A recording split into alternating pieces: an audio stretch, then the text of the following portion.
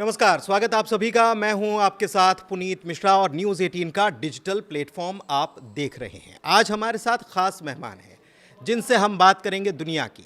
और दुनिया की जब बात करते हैं तो सबसे अहम बात हो जाती है मिडिल ईस्ट की, क्योंकि दुनिया को जब पढ़ने जाएंगे तो उसमें मिडिल ईस्ट का अध्याय इतना बड़ा है और इतना कठिन है कि उसे समझना और उसे सुलझाना आसान तो नहीं होता, लेकिन इसे समझना और सुलझाना दोनों हम चाहते हैं। और इसीलिए इन दिनों दुनिया में जो कुछ चल रहा है, पूरा फोकस इस वक्त ईरान पर है, मिडिल ईस्ट पर पूरा फोकस है। और इसी चीज़ को समझने के लिए हमारे साथ खास मेहमान इस वक्त जुड़े हुए हैं। सीधे उनके पास चलते हैं, उनका स्वागत करते हैं और समझते हैं ईरान को लेकर जो कुछ चल रहा है, मिडिल ईस्ट को लेकर जो कुछ चल रहा है, आने वाले दिनों में क्या हालात, क्या परिस्थितियाँ हो सकती हैं और ईरान में क्या सत्ता परिवर्तन होने वाला है। इसी चीज़ को समझ रहे हैं। हमारे साथ DU के असिस्टेंट प्रोफेसर जुड़े हुए हैं। सीधे उनके पास चलते हैं और उनसे बात करते हैं, समझते हैं कि क्या कुछ कहानियां हैं। डॉक्टर नदीम, उनका स्वागत करते हैं। डॉक्टर साहब, स्वागत है आपका। और क्या इस वक्त सबसे पहले तो मैं आपसे समझना चाहूँगा कि तस्वीर क्या बन रही है, पिक्चर क्या नज़र आ रही है मिडिल ईस्ट की, ख़ास तौर पर ईरान को लेकर।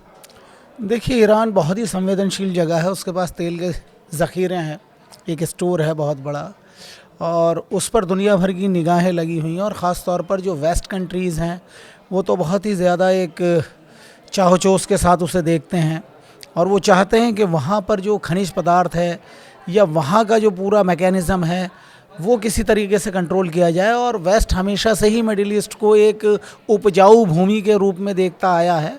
और अगर हम पीछे इतिहास पर नज़र डालें तो ये हालिया घटनाओं में हमारे पास सद्दाम हुसैन की मिसाल है, यानी इराक़ की है, लीबिया है हमारे सामने, ट्यूनीशिया है, मिस्र है। मिस्र में हुस्न मुबारक का 40 साल पुराना जो दौर इक़्तिदार था, जो शासन था, उसको भी उखाड़ फेंका इन महाशक्तियों ने मिलकर। और वहाँ के तेल पर और दूसरी चीज़ों के ऊपर जो कुदरत ने उसे दिए हैं उनके ऊपर नज़र है। और ईरान का मामला इसलिए भी ज़्यादा गंभीर हो जाता है और हॉट हो जाता है इसलिए कि वहाँ पर ख़ामनेई जैसे लोग मौजूद हैं, और ख़ामनेई साहब एक मजबूत नेता हैं और वो मनमानी कम से कम नहीं करने देंगे इज़राइल को और अमेरिका को। तो ये एक रखना है, एक रुकावट है, एक बाध्यता है उनका वहाँ पर शासन होना या उनका ईरान के ऊपर ख़ामनेई का कंट्रोल होना। उसी को रोकने के लिए, उसी को तोड़ने के लिए ये सब कवायद चल रही है। और अभी जून में हमने देखा कि 12 दिन का युद्ध हुआ था और उस युद्ध के अंदर मन मुआफ़िक परिणाम नहीं मिल पाया अमेरिका और इज़राइल को। तो उसी से खींच करने के बाद अब ये एक नया, और मैं तो कहूँगा बहुत पुराना हथकंडा है, क्योंकि इस तरह के मामलात और इस तरह के खेल खेलना इज़राइल के लिए या अमेरिका के लिए बहुत ही ज़्यादा आम रहा है उधर मिडिल ईस्ट में। वो या तो लोगों को जो वहाँ पर शासन करते हैं, शासक होते हैं वहाँ के, उन्हें अपनी तरफ मिला लेते हैं, जैसे सऊदी अरब वगैरह है, कतर है। और अगर वो लोग नहीं मिलते हैं, बागी रहते हैं, तो उन्हें मरवा दिया जाता है, उनके देश के ऊपर कंट्रोल कर लिया जाता है। हमारे सामने सद्दाम हुसैन की और गद्दाफ़ी की मिसाल है। तो ये सारी की सारी चीज़ें हैं, ये उसी सिलसिले की एक कड़ी है। और ये सारे मामलात मुझे ऐसा लगता है कि चलते रहेंगे जब तक वो अपनी मर्ज़ी का आदमी वहाँ पर नहीं बिठा लेते या किसी तरीके से वहाँ पर रिजीम चेंज नहीं हो जाता। डॉक्टर साहब, मैं यहाँ पर ये भी आपको बता देना चाहता हूँ कि ईरान जैसी जगह पर रिजीम का चेंज होना बड़ा मुश्किल काम है, क्योंकि उसके अंदर वो जो अहले तशय्युअ यानी जो शिया अक़ीदत है, अपने इमाम के तई मोहब्बत होना और उनके कहने पर चलना इस्लामी अक़ायद के हिसाब से एक बहुत ही पुण्य का काम है और ये मैंडेटरी भी चीज़ है। तो उन सब मामलात को लेकर अमेरिका उतनी कामयाबी या इज़राइल नहीं मिल पा रही है उन्हें, या चाह कर भी वो सब चीज़ें नहीं मिल सकती हैं, इतना आसान नहीं है। तो उसी कवायद के अंदर ये लोग लगे हुए हैं। सद्दाम हुसैन का नाम लिया आपने, गद्दाफ़ी का नाम लिया, मैंने हुस्न मुबारक का भी नाम लिया, हुस्न मुबारक का भी नाम लिया। सीरिया, मैंने सीरिया वाला मामला भी। सीरिया में आप अल शरा को ले आते हैं, उसी के ऊपर इतना भारी भरकम इनाम आप रखते हैं और उसको अल शरा को फिर सत्ता में बैठा दिया जाता है, रेड कारपेट पर उसका वेलकम करते हैं। निर्वासन झेलना पड़ रहा है वहाँ के राष्ट्रपति बशर उल असद को। हाँ, दूसरी तरफ अगर आप ईरान की तरफ देखें तो गलबहियाँ कर रहे हैं रेज़ा पहलवी, अमेरिका में और इसराइल में जाकर वो गलबहियाँ करते हुए नजर आ रहे हैं। ये इसको कैसे देखते हैं और कितना परिवर्तन, क्योंकि हम देख तो रहे हैं कि वहाँ पर प्रदर्शन लगातार चल रहा है, वहाँ पर लोगों की मौत हो रही है, इंटरनेट 60 घंटे से बंद है। और लगातार धमकियां दी जा रही है। अमेरिका ने तो ये तक कह दिया है कि हम लोडेड है, पैक्ड है और कभी भी अटैक तक कर सकते हैं। हाँ बिल्कुल, वो अटैक की मुद्रा में है और ईरान भी डिफेंस की मुद्रा में, और रज़ा पहलवी एक ट्रम्प कार्ड है उनके लिए, ट्रम्प के पास। तो रज़ा पहलवी को दिखा कर देखिए, मैं आपको एक बात बताता हूँ कि मिडिल ईस्ट की जो जनता है वो ख़ास तौर पर बाहर की जो शक्तियां हैं, महाशक्तियां हैं, उनके डायरेक्ट कंट्रोल को पसंद नहीं करते। उन्हें उन्हीं के साथ जुड़ा हुआ, उन्हीं के जैसा दिखने वाला, उन्हीं के यहाँ का आदमी चाहिए। तो रज़ा पहलवी एक ट्रम्प कार्ड है उनके पास, जिसे दिखा क्योंकि रज़ा पहलवी के तो फादर से ही ये सत्ता परिवर्तित हुई थी, जो इस्लामी क्रांति आई थी। तो उनको दिखा कर, उनको उन्हीं से जुड़ा हुआ आदमी बताकर वो एक ट्रम्प कार्ड खेल रहे हैं। लेकिन मुझे लग नहीं रहा कि राह इतनी आसान है। ख़ास तौर पर अमेरिका यहाँ पर फेल हो रहा है। जो उसकी मिडिल ईस्ट नीति है उसमें ईरान ही सबसे बड़ा रोड़ा है और रखना है उसका, और वो अवरोध पैदा कर सकता है, तो उसे ही उखाड़ फेंकने की एक कवायद है। और जहाँ तक सर मैं बताऊं कि बशर उल असद वाला मामला था, उसे भी बड़ा लंबा चलाया गया। और वहाँ पर एक फैक्टर यह है कि वो जो जगह है पूरी की पूरी सीरिया, उसके अंदर एक जगह, एक शहर अलेप्पो नाम का, उसमें दुनिया की सबसे बेहतरीन गैस थी। उस गैस को लूटने की कवायद थी और उसमें वो बहुत हद तक कामयाब भी हो गए। रिजिम टूटा, लड़ाई होती रही, रशिया आ गया, रशिया में उनका पलायन हो गया बशर उल असद का। लेकिन अमेरिका को मनमाफिक जो चीज़ें चाहिए थी वो अभी भी उस तरीके से नहीं मिल पाए जिस तरीके से मिल सकती थी। कंट्रोल है उसका, वो पपेट की तरह काम कर रहे हैं। क्योंकि सऊदी जो गवर्नमेंट है या सऊदी शाह जो है, वो तो अमेरिका के कहने पर ही चलते हैं। उन्हीं के कहने पर और उनके चाहने पर ही वहाँ पर उन्हें राजा बनाया जाता है या शहज़ादा बनाया जाता है। यूएई का भी मामला ये, अब देखिए यूएई का मामला, अब इन्हें आपस में क्या कर दिया, लड़वा दिया। अब सऊदी अरब लड़ रहा है यूएई से, आप देखें वहाँ पर तख्ता पलट की कोशिश हो रही है। यमन को लेकर अलग अलग मामला चल रहे हैं। तो ये जितना भी उलझन यहाँ पर ये अमेरिका पैदा करेगा उतना ही ज़्यादा फ़ायदा होगा। देखिए सर, अमेरिका की नीति क्या है कि उसकी जो दोस्ती है वो उसकी दुश्मनी से ज़्यादा ख़तरनाक है। यानी दुश्मनी अगर वो करता है तो सीधा वो बम्बार्डमेंट करता है या वो सैंक्शन लगाता है, लेकिन अगर वो दोस्ती कर लेता है तो धोखा देता है। उसने हमारे साथ धोखा किया, हमारे भोले प्रधानमंत्री के साथ धोखा किया। आप देख रहे हैं ना, वो बार बार कुछ का कुछ बोलते रहते हैं। आपसे ये समझना चाह रहा हूँ कि आप जो कह रहे हैं उसके मुताबिक पिक्चर अगर इतनी खामनेई के पक्ष में है तो ये जो सैंक्शन लग रहे हैं, $1 14 लाख रियाल, मतलब आप वहाँ के हालात समझ सकते हैं कि कितने बुरे हालात वहाँ पर हो रहे होंगे। तो इसके पीछे सैंक्शंस हैं, ये तो समझ में आता है कि सैंक्शंस हैं इसके पीछे, और सैंक्शंस की वजह से ही वहाँ पर ये जो हालात पैदा हुए हैं वो हुए। लेकिन ईरान को ये पता था कि ये सैंक्शंस लगेंगे जब तक कि वो न्यूक्लियर एनरिचमेंट छोड़ते नहीं है, और इसके लिए वो तैयार नहीं है। नहीं, कहते हैं कि हम हथियार नहीं बनाएंगे। नहीं, न्यूक्लियर, ये देखिए जहाँ तक न्यूक्लियर की बात है, मैं आपको बताऊं, अगर ईरान उस चीज़ को छोड़ देता है तो वैसे ही और ज़्यादा कमज़ोर हो जाएगा। अभी तो वो दबाव में ही न्यूक्लियर की वजह से लिया हुआ है। अगर ईरान आपको कहीं ना कहीं मजबूत दिख रहा है तो मिसाइल पावर के अलावा वो बार बार जो न्यूक्लियर का अपना प्रोग्राम चला रहा है ना, उसी की वजह से मजबूत है। और जिस दिन उसने वो न्यूक्लियर प्रोग्राम या उस डील के ऊपर साइन कर दिए कि अब हम बिल्कुल इस तरफ ध्यान नहीं देंगे, तो उसी दिन अमेरिका हावी हो जाएगा। आपको इसराइल का हश्र इराक का हश्र मालूम होना चाहिए। मास डिटेक्शन के हथियारों का बहाना कर कर वहाँ पर एक टीम आई, हंस ब्लेक्स आए और पता नहीं कौन कौन लोग आए। फिर उसके बाद उन्होंने क्या रिपोर्ट दी और क्या नहीं दी, उसके बाद क्या होता है, उसके बाद सद्दाम हुसैन को अपनी पूरी इक़्तिदार वाली जो चीज़ें हैं उसको छोड़ना पड़ा, भागना पड़ा। वहाँ पर फ़ौज आ गई, नेटो की फोर्स आ गई, उसने पूरा कंट्रोल कर लिया वगैरह वगैरह। फिर उसके बाद वाला इराक देखिए आप, वहाँ क्या होता है, अभी तक भी वो सब कुछ नहीं है, कुछ नहीं बचा। जी हाँ, तैनात वो हमेशा रहती है सर। अमेरिका का तो काम ये मिडिल ईस्ट के अंदर वो अपनी फोर्स को भी रखेगा, और वो किसी को दोस्त बनाकर लूटता है और किसी को दुश्मन बनाकर उसे लूटता है।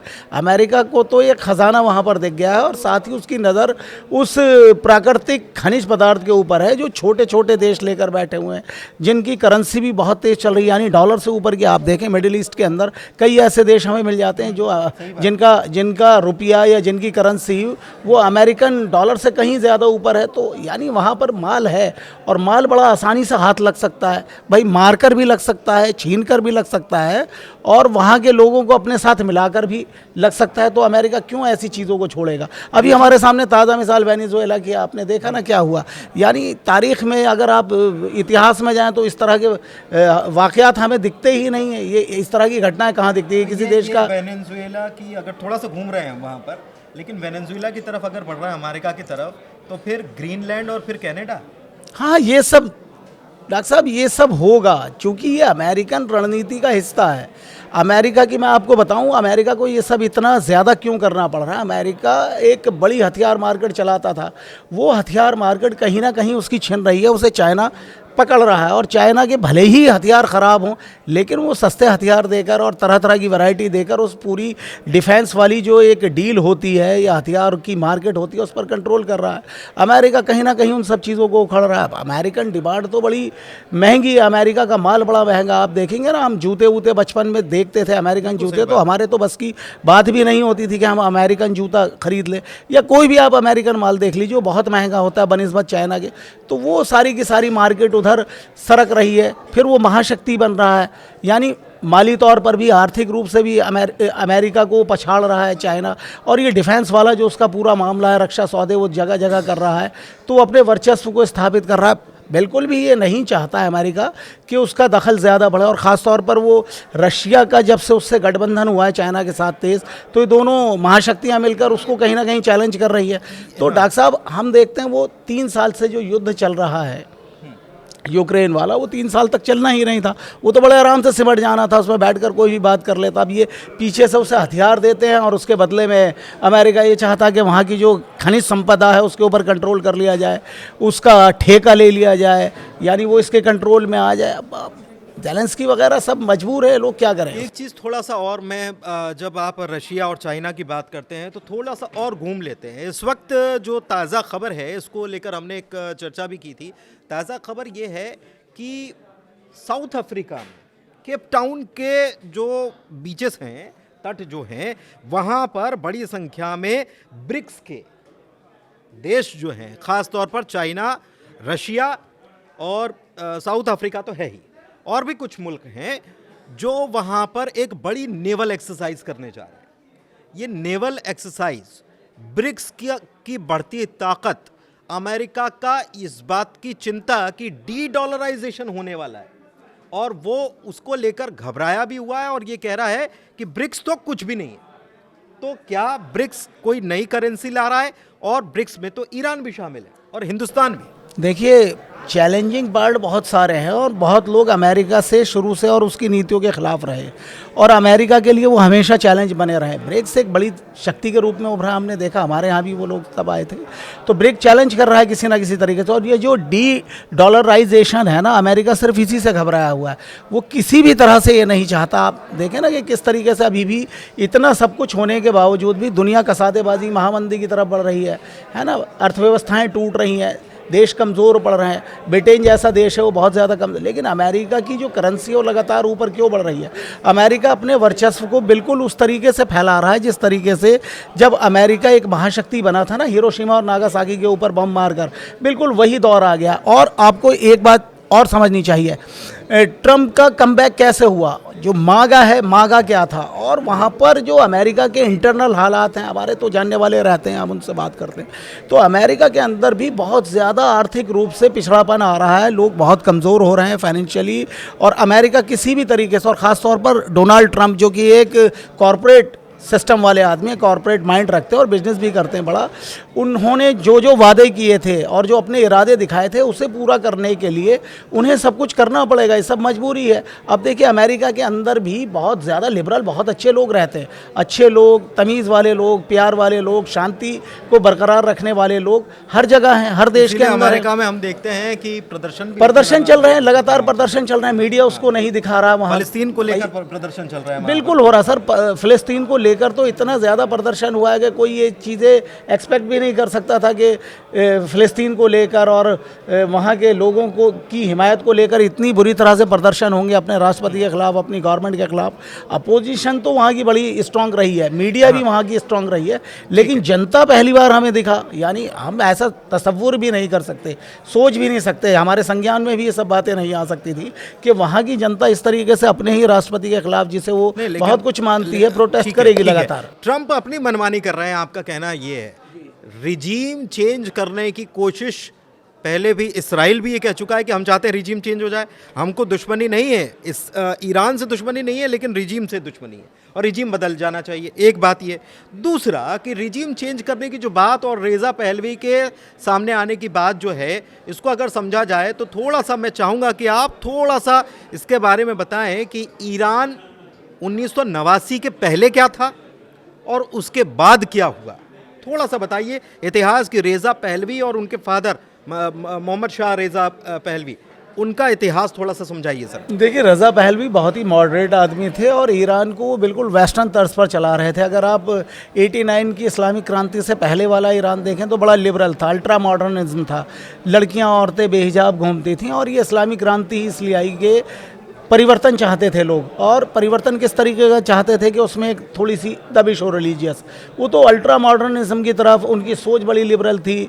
वहाँ पर बहुत सारी चीज़ें जो इस्लामिक पॉइंट ऑफ व्यू से ममनू है या हराम है उनका बहुत ज़्यादा चलन था। लोग शराब पी रहे थे वहाँ पर उस तरह के क्लब्स वगैरह बने हुए थे और वो पूरा का पूरा वेस्टर्नाइज सिस्टम वहाँ पर चल रहा था। उसी की तब्दीली के तौर पर लोग आए, चूँकि ईरान का एक जो मैं आपको बताऊं जो रिलीजियस पॉइंट ऑफ व्यू से जो अहले तशय्युअ वाला शिया सिस्टम है, शिया अक़ीदा है इस्लामिक, वो बड़ा मजबूत है और उसके अंदर बहुत ज़्यादा अहमियत है अपने इमाम की। और ये एक इमाम के तौर पर आयतुल्लाह ख़ुमैनी साहब आए और उन्होंने वो सलमान रश्दी वाला एक मैटर था उसको बोलकर वो जो उनके ऊपर मौत का जो फतवा लगाया, तो उसको लेकर दुनिया भर में बहुत ज़्यादा मशहूर भी हुए और इज़्ज़त भी उन्होंने पाई। अब उन्हीं के नक्शे कदम पर ये चल रहे हैं।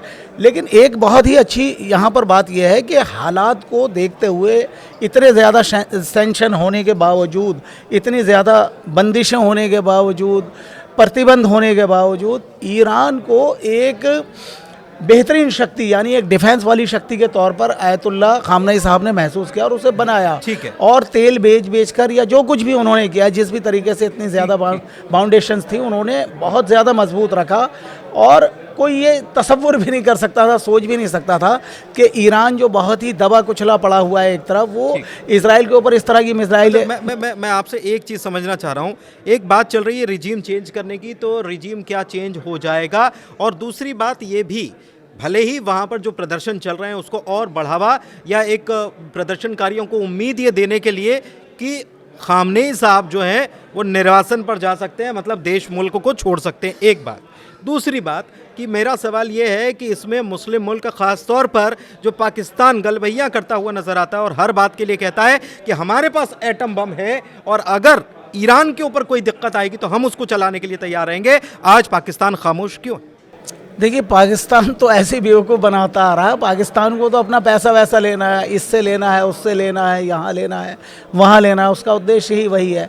अब एटम बम का वो बहाना रखकर दुनिया भर से पैसा कमा रहा है और दुनिया भर में भी ख़ास तौर पर इस्लामी ममालिक से, और वो अपने आप को बहुत ज़्यादा शक्तिशाली दिखाता है। अभी उसने सऊदी अरब के साथ पैक्ट किया।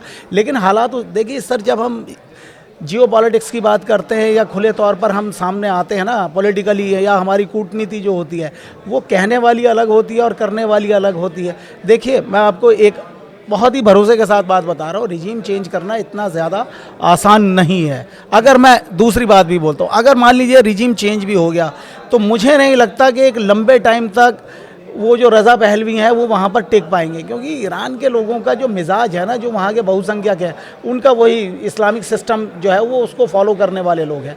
और ये जिस तरह की आपके सामने घटनाएं आ रही है, मज़ार को तोड़ा जा रहा है, श्राइन को तोड़ा जा रहा है, मस्जिद को, तो ये तो वहाँ के मुस्लिम ये सब हरकत नहीं कर सकते। इसके अंदर तो शरारती एलिमेंट हैं जिन्हें ख़ास तौर पर स्पॉन्सर्ड किया गया है या भेजा गया है वगैरह वगैरह। ठीक है, कुल मिलाकर हमने मिडिल ईस्ट के हालात को समझा, जो रिजीम चेंज करने वाली चीज़ें चल रही हैं, जो अटैक करने वाली बातें हो रही हैं, तमाम तरीके की चीज़ें निकलकर सामने आ रही, खबरें निकलकर सामने आ रही, दावे किए जा रहे हैं और ये तक बताया जा रहा है कि ऐसा ईरान कर सकता है, ऐसा अमेरिका कर सकता है। लेकिन इस बीच ज़मीनी हकीकत क्या है, ज़मीनी हालात क्या हैं, और वहाँ के हालात को जो बेहतर तरीके से समझते हैं वो हमारे साथ मौजूद थे। और डॉक्टर नदीम अहमद से हमने आज समझा कि वहाँ पर ईरान में या मिडिल ईस्ट में जो चीज़ें चल रही हैं उसके पीछे कैसे कैसे दिमाग काम कर रहे हैं और उनकी मंशा या उनकी नीयत क्या कुछ काम कर रही है। फिलहाल इस चर्चा को यहीं विराम देते हैं। चर्चा कैसी लगी ज़रूर बताइएगा।